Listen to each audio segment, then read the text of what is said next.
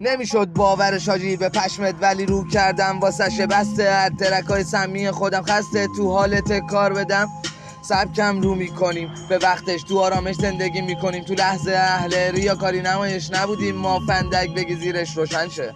فهم و درک و من میگم تو گیری، ولی درس و مشق هنوز گلم. مسیرمون آفرود ولی من خولم، جاتونم تو حمله نه تو دروازت. شروع شده بازی تازه آخه واسم، رسم داشته تا آخرش وایسادن. مثل شما رو ندیدیم تو اجتماع، کم خفه خونشیم ندین ادامش.